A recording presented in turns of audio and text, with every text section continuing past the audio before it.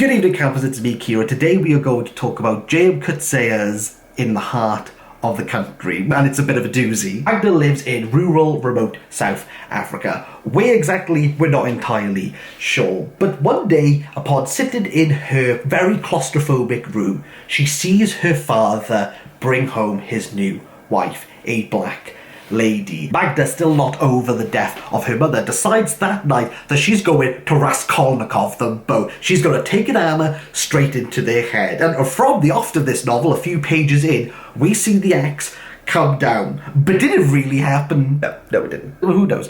Of course she didn't. There's no other second wife. Her father has not remarried. But Magda, we know from the off, is very imaginative and allows herself to get involved in her own fantasies, to the point that we, the reader, think that that actually is going to happen. For Magda's sake, we're happy that she's not going to have a black stepmother. We know that she's unstable, knowing this is also set within the apartheid, where tension between black people and white people are at their utmost. We probably don't want anyone coming onto the farm where Magda can live out her fantasies. But this is a Coetzee novel, so we know that he's definitely going to do that. So let's bring on Hendrik, a black young worker man who wants to work on Magda's farm under her father. And it turns out Hendrik is a phenomenal worker. He's respected by Magda's father so much that he's able to bring his wife, Anna, who's a black woman, into the home. And here we see Magda go down these fantasies, and we learn that the idea of the benevolent colonizer and the happy colonized is something that is absolutely insane. What I can only describe as relentless tension built up within Coetzee's novel, not only because of the difference in skin colour and the political underpinning of all of this, but you also have the different generations being impacted by all of this. And then, to top her off, our protagonist, who is slowly reveling in her racism. She's unraveling in her mental capacity to make out what is real and what is not. Now, if you've heard of Coetzee, you're probably aware of his greatest work, Disgrace, that caused so much upset within South Africa. He decided to self-exile himself to Australia, where he still currently lives. And the tensions that are brought up within Disgrace could definitely be seen in his sophomore novel. Akin to Disgrace, In the Heart of the Country is comfortable going to uncomfortable places, and we just see Magda really fall apart. Like, to the end of the novel, she's there trying to talk to the planes passing by because she is so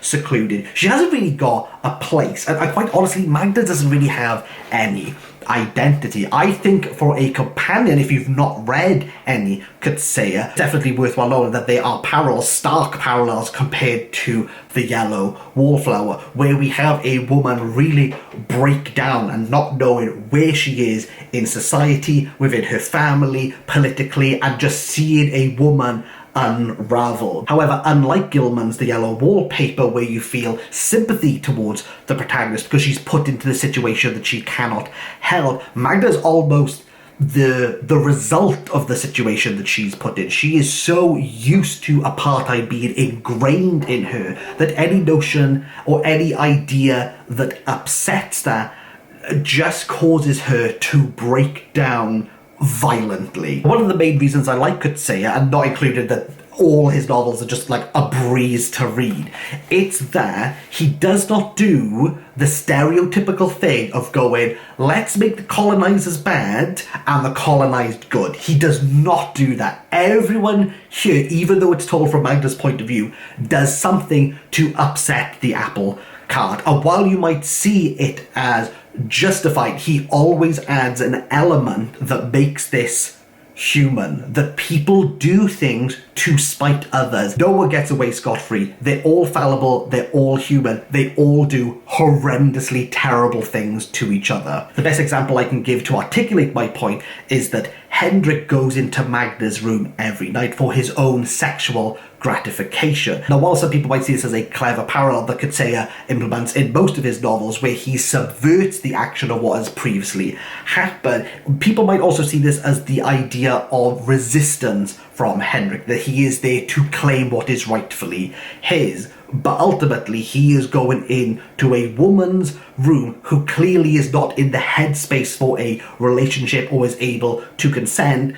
and raping her. I know that I'm simplifying what Coetzee is doing here. What I think makes Coetzee one of the greatest writers living is how complex, nuanced, and intricate all these character interactions are. That ultimately is ambiguous. It's left to the reader to decide, is this just? And maybe in consideration too in The Heart of the Country, not even if it's just, but how far can you justify something? The one thing I can't justify is how this book is structured. So if I open it, you will see that every paragraph starts with a number. It doesn't have chapters.